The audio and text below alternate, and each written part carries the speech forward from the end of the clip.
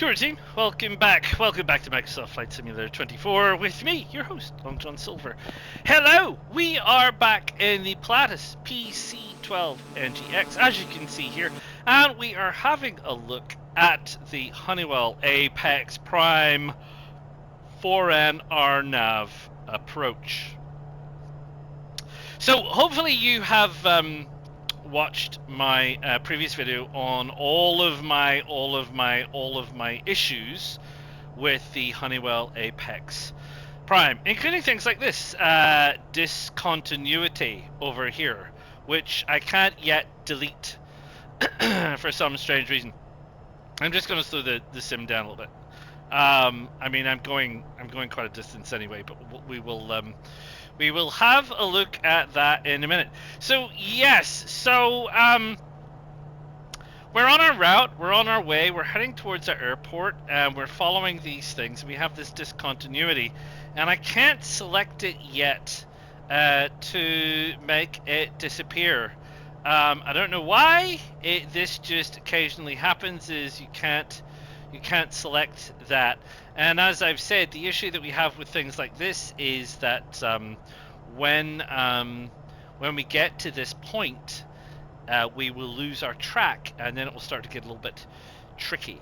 Hopefully it should flag us in somewhere. Anyway, there you go.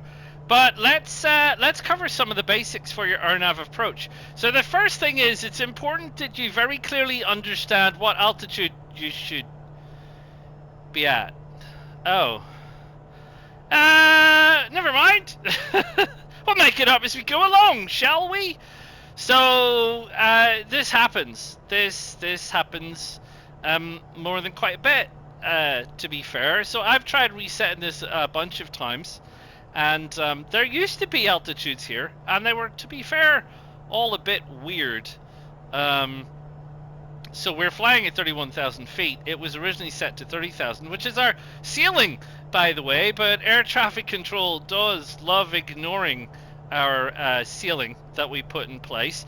So we're ignoring that, and this was, I mean, it was started at 23, and then it was like 19, it was like 16, it was like 8, it was like something, and all the rest of it. So because of that, maybe you will remember, or maybe you won't, and if you haven't watched my first video on this, I really strongly suggest you have a look, because you're going to think I'm mad if you're watching me doing this. You think, why don't you do this and why don't you do that? And I can explain to you that this whole autopilot system doesn't work. So there's no top of descent. So this will not put in a top of descent. So this is suggesting here that the top of descent is going to be somewhere between these two here, because this is flight level 310, this is flight level 289, and this is exactly 2000. So from CFCCJ to TWRF, we've got to get down to 2000. That's probably doable because the distance is 84 nautical miles. So we should probably be good from that perspective. So but this won't, as I've said to you before, this autopilot system does not do well with automatic descents in terms of VNAVs or anything like that. Like I've said, I can come over and I can hit that, and it comes on and it says 2000 is there, which is great, but the plane's never going to descend. I sometimes it does, so I'll keep an eye out for it afterwards. I wanted to bring you on board to have a look at a couple of things first. So the first is my electronic flight bag has thrown a complete wobbly, and the second thing is RNAV. So if we're coming in on an RNAV approach, if an RNAV approach is what we want, and I'm assuming, pardon me, but I'm assuming at this stage, perhaps you don't know what an RNAV approach is. So what I should probably tell you first is, what is an RNAV approach? Well, an RNAV approach is an approach to a runway which is governed by the GPS system. So the GPS system takes the reading of where your plane is in latitude and longitude and altitude, and it calculates those things, and it knows where the airport is, because the airport also has a GPS station on the ground which tells it where it is in terms of latitude and longitude and altitude, and they all speak together and they help project a glide slope, which will or a glide path, I can always get them mixed up from the two different approaches, down to the runway, and it will help guide your plane down to the runway. And when you are close to the runway, you make a decision whether or not to land, and then you land the plane manually. Differs from a VFR, because the VFR is obviously a non-instrument approach, you're just doing it by eyeball. And it differs from an ILS, which is an instrument landing system approach, because the instrument landing system is a system directly at the airport which communicates directly with your plane and tells it exactly in the vertical and the lateral exactly where your plane needs to be, and is therefore considered more accurate and is considered a precision approach. All other approaches, being the VFR, the RNAV, and the VOR approaches, are not precision approaches. There you go. Glad we discussed that. Pardon me. So when you are loading up one of these, and I will tell you, one of the most annoying things for console is when we are picking these missions, there is no filter to determine whether missions are RNAV capable, ILS capable, VOR. I so wish it was. Especially just for content creators. When I'm trying to find out if there's an RNAV mission that I can show you guys, because not all missions are RNAV missions, I just have to go to the EFB every single time. It's the only way to find out. It's very annoying. Anyway, once you have had a look at your airport, you will see this is a large airport, so it has ILS, it has LOC, it has RNAV, it has VFR, it doesn't have VOR. So we have set ourselves an RNAV approach 34Y via TWRF. These are just transitions, so TWRF is out here. So this is what brings us in. We transition at TWRF, and then TWRF is our approach down to the runway. And there's different transitions from different places. JetAx is further out. Rhymes is over to the northeast. Sugret must be somewhere else. I don't quite see exactly where that is. Sig is further to the northeast. Anyway, we're coming in on TWRF, and there's another one which is Taish, which is further out. We're coming in on TWRF. Nothing matters unless I hit change procedure. So anyway, I am just showing you that. So that is fine. One other thing you're going to need to know about this, though, is for RNAV 34Y, which is at Westchester County, is we need to have a look at this approach. So this is the one that's highlighted, which is good. This is a good thing. So we know this is the RNAV that we're going to be following. And we need to have a look at our approach chart. So let's have a look what this is telling us. So what this is telling us is this is TWRF here. So if you're coming in from SIG, you'll come in here, and then you'll do a right turn, which will bring you into the approach, which is taking you down to the airport, and that is on 343 degrees. Runway 34, obviously. And if you're coming in from Sigret, which is the way we're coming in, which is the initial approach fix, which is further out, that will bring you in, and then you can turn in on TWRF there, which is fine. Theoretically, we could go back and change it to Sigret if we wanted to, which is fine. It tells you that your max speed at Sigret is 200 knots. It's all a bit congested at TWRF, as you can see in here, but you definitely want to be going less than 200 knots. It's 210 knots out at SIG. These are various holding patterns or hold patterns and everything else. There's the JetAx, there's the Tesh, there's the eyelet, which is the final approach fix. So there's a whole bunch of other stuff, and then you've got the missed approach out to Boulder, and then you've got the missed approach circuit out there, and there's other whole patterns around the place. This is what the charts is telling us. So what we want to have a look at down here is this is Dwarf, which is where we're headed to. We need to be at 2000. So we're going to come in at Dwarf, then we'll go into distance marker 4.9, and then we're going to be descending towards Eyelet. Ideally, by the time we get here, we should be on approach mode, and we should be picking up our RNAV approach, and then that will guide us down to our MDA, which is our minimum decision altitude. It's odd that the chart goes under that, because that's not normally how charts go. And the minimum decision altitude here for an RNAV, which is an LNAV VNAV, is for us is 780. So 780 feet off the tarmac. Now you would need to adjust your baro. It says here uncompensated baro, blah blah blah blah blah. You'd need to adjust your baro to know what that is. But if you have watched my previous video, you will know that I can't set the baro because the baro here is in inches and I operate in hectopascals, and there's no way to change the baro. So I don't care, and I'm just going to have to wing it.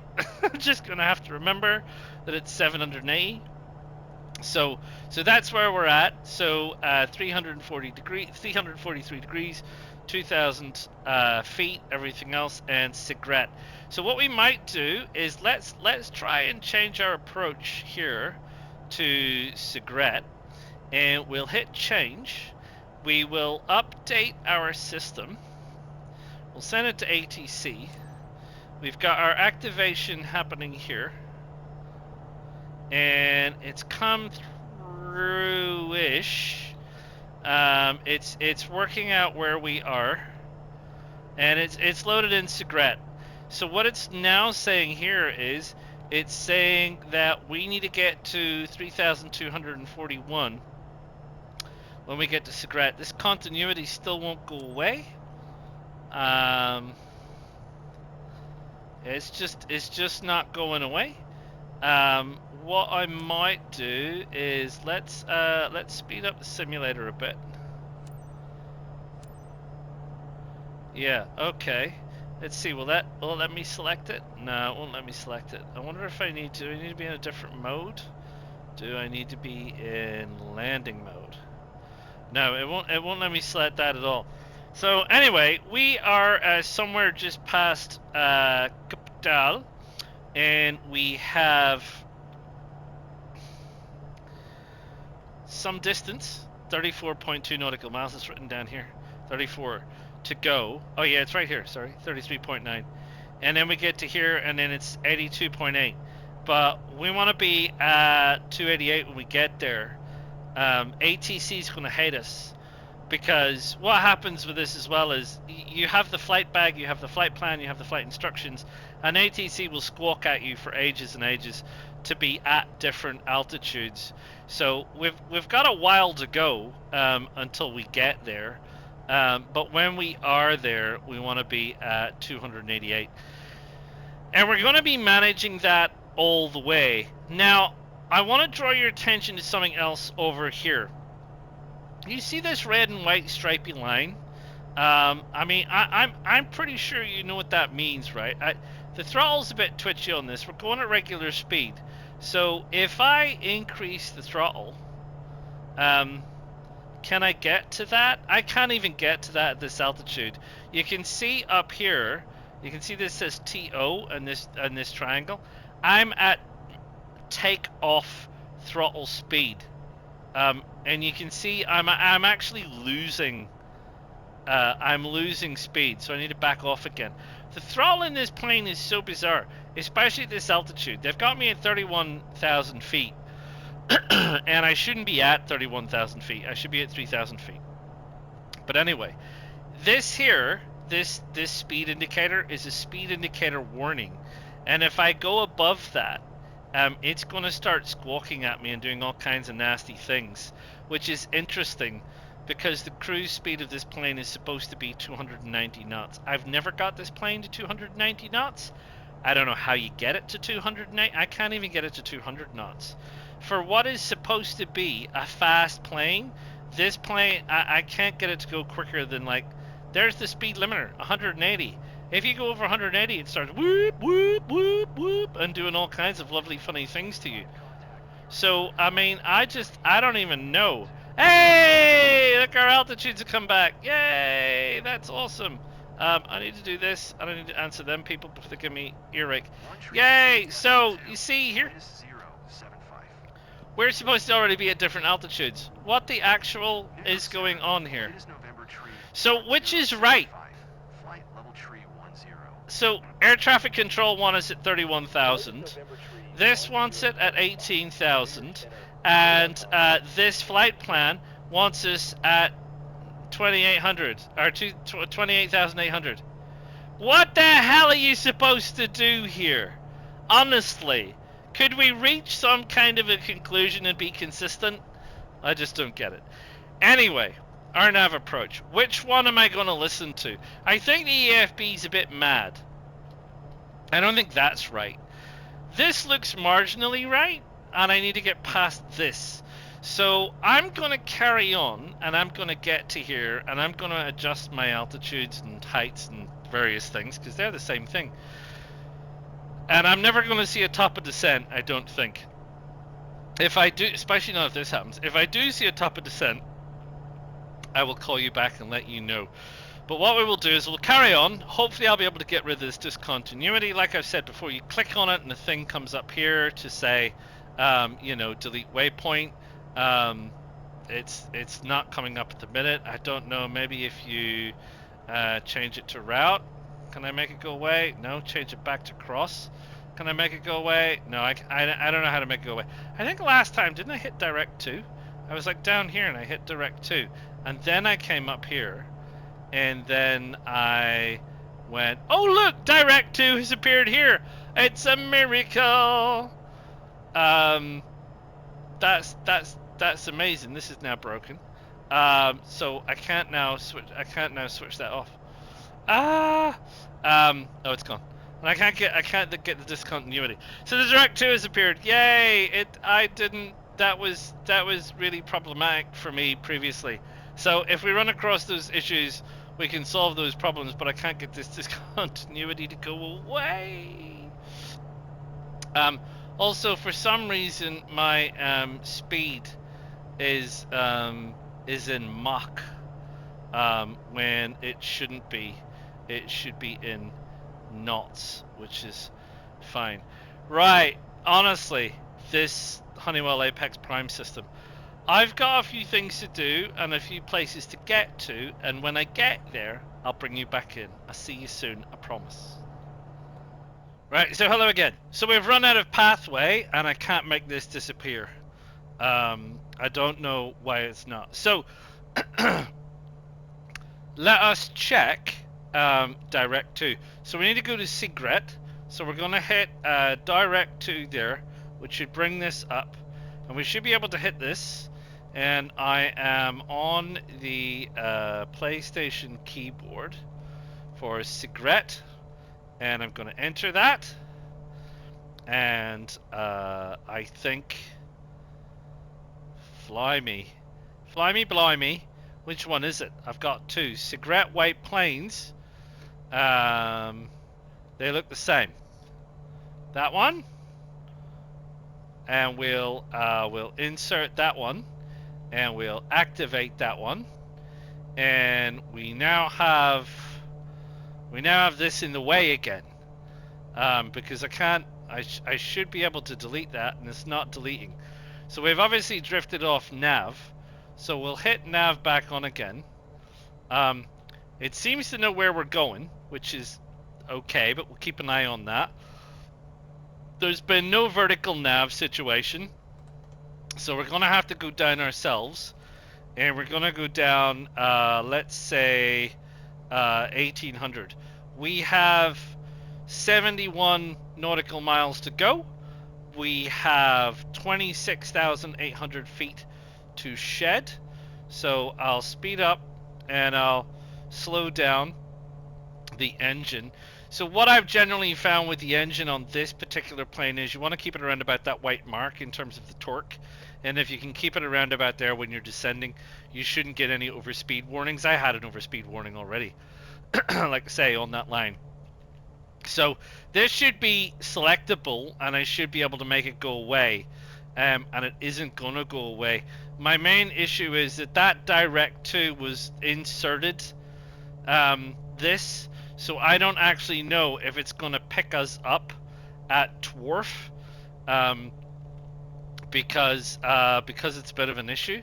So I don't know exactly what or if or how this is going to function. This might all go very badly wrong, to be fair. So what I'm going to do is I'm going to carry on out to Cigarette and see what the game gives me. We're supposed to have a vertical profile here, which shows us vertical descents and so on. It isn't working.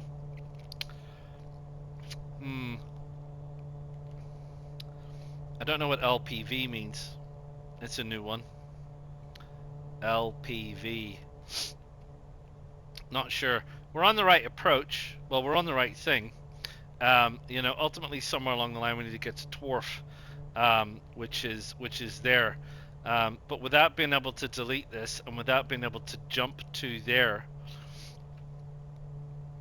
it's the same coordinates, it's the same everything. So I don't know what happens when we get there if it recognizes. I guess we're going to find out, ain't we, mate? We're going to find out. For heavens above, we're going to find out. Right, I'll see you all very, very soon. Ta-ta for now. Right, welcome back. A couple of things. First off, this is New York. New York's back there. I just flew over Manhattan. It's way back there, Manhattan. Yeah, we're flying over New York. Didn't realize. That's where we are. So, look, it arrived. When we got closer, the discontinuity, when I clicked on it, it came down to delete. So I've deleted the discontinuity. So we've been told that we're expected. We've been told we're on arrival. We brought ourselves down to 2,000 feet, which is great.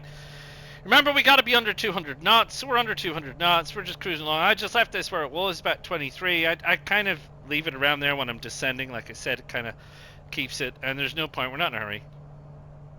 And when we are, we'll massage the sim rate, so it doesn't really matter.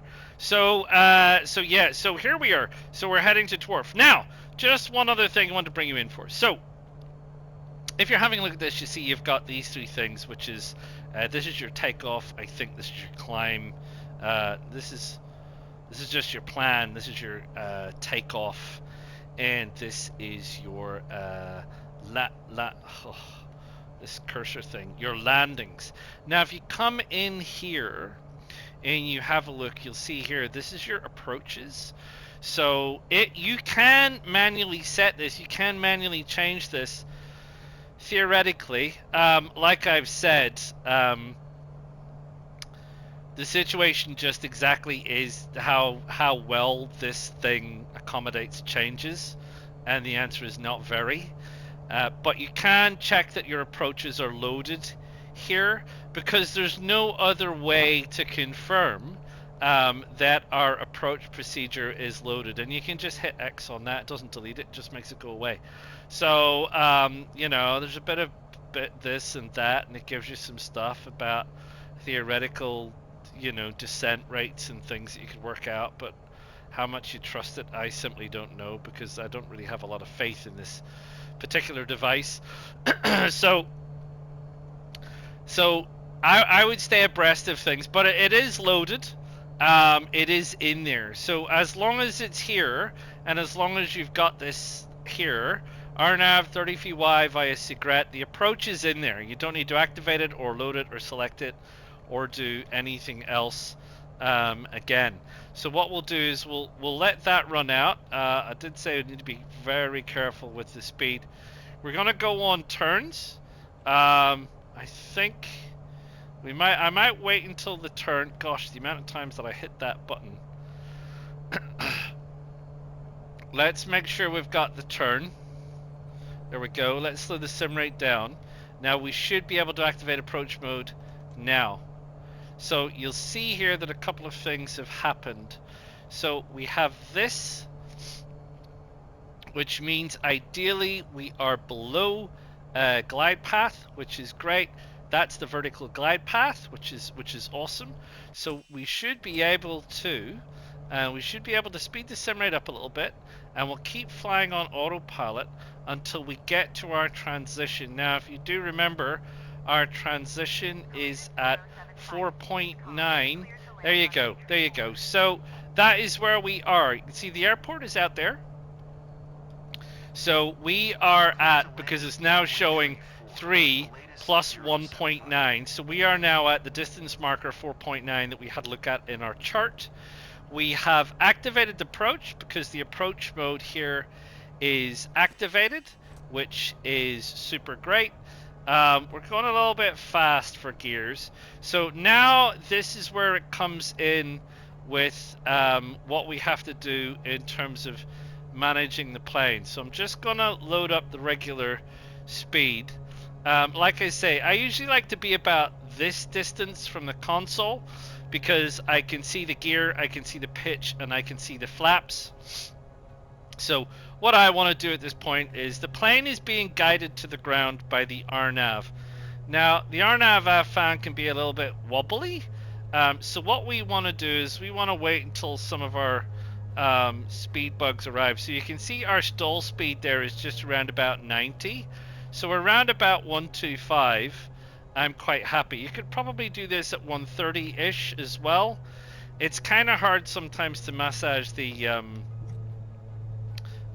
throttle in and around these low numbers. So gears have descended. You can see the green gear lights have come on. We're going to massage the throttle. Like I said, don't want it to dip too low at this stage. We've still got a little bit to go. We're going to hit the first stage flaps, so we're going to need to be very careful managing the throttle because we're going to lose a lot of speed.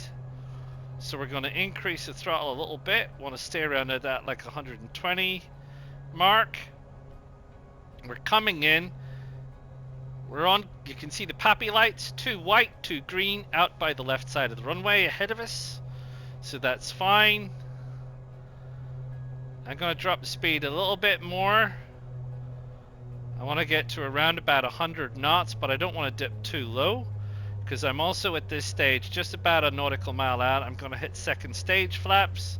So you can see we're at 30. We're dropping, which is fine, but I just want to keep us around about 100. It says we should still be dropping still. So we're dropping still because there's a green arrow.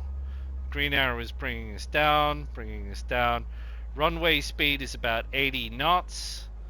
So we're coming down. We're keeping an eye on where we are. We're keeping an eye on speed. We're keeping an eye on altitude. Yes, we can land. Yes, we can absolutely land. Yes, I'm taking over the plane. So I'm now in charge. We're going to pull it back a little bit because we're right close to the edge of the runway. And we're going to land, which is fine. We landed a little early. It's okay. And I don't even need the reverse thrust on the turboprops. I don't think. I can just use the brakes, and we can see our hold short up there, which is fine. Let's look up a bit, and there you go. That's how you get in for an RNAV approach, which makes your runway landings a little bit smoother, hopefully. So yeah, RNAV approach with the Honeywell Prime. It's a mission in trust and a mission in troubleshooting with this plane for 100% suresies. It definitely is something you need to try and be familiar with. I mean, I think what I would arguably say about this is if there was a plane that was very responsive, very casual, very easy to land, even in relatively tricky circumstances, it would be the Pilatus. It's a very nice plane. The autopilot system is just not very nice, and like I said, there's a little bit of faith and a little bit of rosary and a little bit of crossing your fingers to make sure that you can get this turkey on the ground. Anyway, there you go. I sincerely hope that you have found this useful. If you are struggling with the Honeywell Apex Prime, believe me, you are not struggling alone. It does have a considerable amount of complexities and things that very definitely go wrong with it. It just really doesn't function smoothly as intended, and therefore you kind of need to kind of manage an awful lot of it yourself and be prepared to just take over and VFR it if you have to. If you have found this video useful at all, please click the like, please subscribe to the channel, please click the bell notification so you know when the next one of these is coming out. It will be the ILS approaches for the Honeywell Apex Prime, as I'm sure you're aware if you've been following my series on autopilots so far. And feel free to drop any comments, tips, tricks, hints of your own. I'm glad we found the direct to button. It kind of works. It's better than not working, but it certainly has some nuances to it that you need to be aware of and keep an eye on. Sorry. Whew. So there you go. Until next time. Ta-ta for now.